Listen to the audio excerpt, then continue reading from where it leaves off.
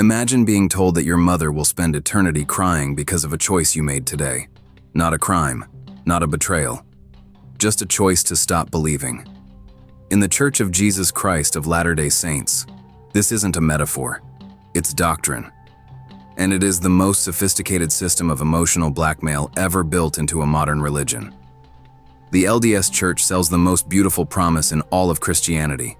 Families can be together forever. It's on their billboards. It's in their hymns. It's the first thing missionaries tell you at your door. But behind that promise is a machine so tightly engineered that leaving the church doesn't just cost you your faith. It can cost you your mother, your father, your children, and your marriage. Not because they choose to leave you, but because the theology tells them you've chosen to leave God. And in doing so, you've turned your family into celestial hostages, bound by a covenant they cannot question, and a grief they are not permitted to resolve. There's a detail buried in LDS doctrine that most members never fully confront. A rule about temple ceilings that treats men and women so differently. It contradicts everything the church says about eternal love. We'll get to that. But first, you need to understand how the most sacred ordinance in Mormonism became the most effective tool of control ever designed by a religious institution. Part 1. The Ceiling, a loyalty subscription. In Latter-day Saint theology, civil marriage means nothing in the eternities. You can get married in the most beautiful cathedral in the world, surrounded by everyone you love, and according to LDS doctrine, that marriage expires the moment you die. The phrase is chilling in its simplicity, "Till death do you part." And the church means it literally. The only marriage that survives death is a temple ceiling, performed inside an LDS temple by a man holding what the church calls the sealing authority, a priesthood power they trace directly back to the Apostle Peter. Only this ceremony binds a husband to a wife and parents to children for what the church calls time and all eternity. But here's the mechanism most outsiders never see. You cannot walk into a temple. You need a recommend, a small card signed by your bishop and your stake president certifying that you are worthy. To get that recommend, you sit in a private interview and answer a series of questions. Do you sustain the prophet? Do you keep the word of wisdom? No coffee, no tea, no alcohol? Do you obey the law of chastity? And critically, do you pay a full tithe? That last question is not abstract. Full tithe means 10% of your gross income, paid to the church, every single year. If you don't pay, you don't get the recommend. If you don't get the recommend, you cannot enter the temple. If you cannot enter the temple, you cannot be sealed to your family. And if you are not sealed, then according to LDS theology, you will be separated from everyone you love for all of eternity. Follow that chain. The church has effectively placed a price tag on your eternal family.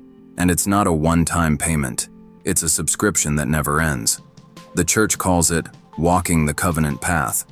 What it really means is keep paying, keep obeying, keep performing, or lose everyone. Doctrine and Covenants section 132 is where this system is codified. It's one of the most consequential texts in Mormonism, and also one of the most uncomfortable. It was originally recorded as a revelation to Joseph Smith in 1843. It establishes the doctrine of celestial marriage as a requirement for exaltation, the highest degree of Mormon heaven. Verse 4 says it plainly, anyone who rejects this covenant will be damned, not just inconvenienced, not just placed in a lesser kingdom, damned. This creates something no other mainstream Christian denomination has, a salvation structure where your eternal fate is bound to other people's choices. If your son stops paying tithing, he loses his recommend. If he loses his recommend, the ceiling is in jeopardy. If the ceiling breaks, the family chain breaks.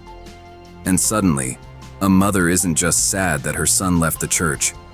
She believes, with every fiber of her testimony, that she has lost him forever. Not for this life. Forever. And that grief doesn't live in some theological abstraction. It lives in the room at Sunday dinner. It lives in the phone call where the conversation goes silent. It lives in the mother who can't stop crying because she has been taught, systematically, doctrinally, repeatedly, that her child's decision to leave has ripped a hole in the fabric of eternity.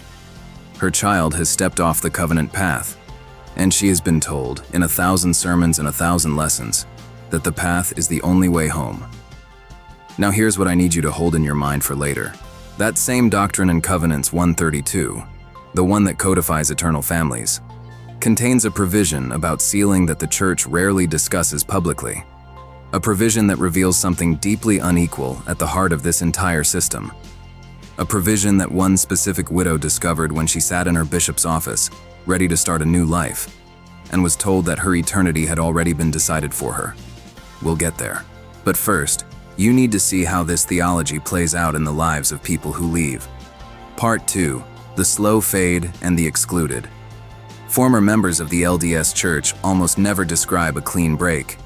The word most of them use is fade, a slow, disorienting shift in how their family treats them. They're still invited to Christmas. They're still included in the group text, but something has changed, and everyone in the room knows it. The conversations become careful. Questions about work, about the kids, about the house, but never about what you actually think or feel. Your opinions become slightly less important. Your moral authority quietly evaporates. You notice that when family members talk about the future, weddings, baby blessings, mission farewells, there's a small pause before someone decides whether to include you. You are loved, but conditionally. You are welcomed, but with an asterisk. You have become, in the unspoken grammar of your own family, a celestial hostage who walked out of the cell. And they can't understand why you'd leave when eternity was on the table. This is what researchers in high-demand religion studies call relational coercion. It's not the dramatic shunning you see in Jehovah's Witnesses, where an elder announces your name from the platform and no one is permitted to speak to you. Mormonism is subtler. The punishment is ambient. It's the shift in your mother's eyes. It's the birthday card that now includes a note about how she's praying for your return. It's the wedding you cannot attend because it takes place inside a temple and you no longer hold a recommend. Until 2019, temple sealings were the only wedding ceremony for active members. That meant if your daughter got married in the temple and you had left the church, you stood outside, in the parking lot. While your own child got married behind closed doors, the church eventually changed the policy to allow civil ceremonies before temple sealings. But for decades, that parking lot was where thousands of parents experienced the most painful moment of their lives. And make no mistake, that pain was not an accident. It was the system working exactly as designed. Emotional blackmail doesn't need a villain. It just needs a structure where love is conditional and obedience is the condition. And where this system causes its deepest damage is in LGBTQ+ members. In 1995, the church released The Family, a proclamation to the world. It defines marriage as exclusively between a man and a woman, and declares gender to be an eternal characteristic determined before birth. Within LDS theology, this isn't a policy position, it's doctrine. It means that a gay member of the church isn't simply being told their relationship is sinful. They're being told that who they are is structurally incompatible with the plan of salvation. There is no pathway to celestial marriage for them. No sealing, no eternal family. The covenant path doesn't have a lane for them. The promise that everyone else gets, families can be together forever, has a footnote, and that footnote says, except you. The consequences are not theoretical. Multiple peer-reviewed studies have documented the disproportionately high rates of suicidality among LGBTQ+ youth in Utah and in LDS communities. The Trevor Project has consistently identified religious rejection as a primary risk factor. When a teenager is taught every Sunday that God's plan for happiness requires a structure they can never authentically participate in, the psychological damage is severe and measurable, and the family system amplifies it because the parents are caught in the same trap. They love their child, but they've been taught that accepting their child's identity means endorsing something that will separate the family in the eternities. So the love becomes conditional, or worse, it becomes performative. We love you, but we can't support your lifestyle. That sentence has become one of the most common phrases spoken in LDS households, and it is, in practice, a form of abandonment dressed in theological language. It is emotional blackmail without a single raised voice. Part 3. The Infinite Rescue and the Unequal Seal. There's a quote in Mormon culture that functions almost like scripture, though it technically isn't. It's attributed to David O. McKay, the 9th president of the church. No other success can compensate for failure in the home. You hear it in general conference. You hear it in Sunday school. You hear it whispered between parents whose children have stopped attending. And the weight of that phrase is almost impossible to overstate. Because in LDS theology, a child who leaves the faith isn't just making a personal choice. They are, in the eyes of the doctrine, breaking a covenant. And the parents, especially the mother, are left wondering what they did wrong. Did they not pray enough?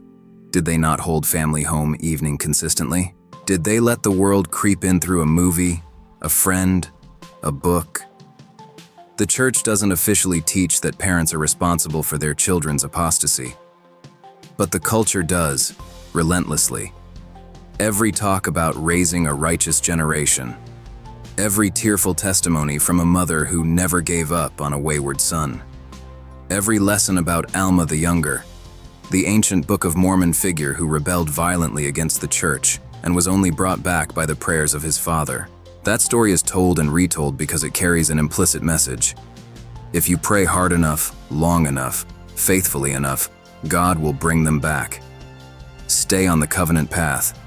Keep pulling them back onto it. And so the rescue never ends. Years after a child has left, built a new life, found happiness outside the church, the parents are still trying. Still slipping conference talks into care packages.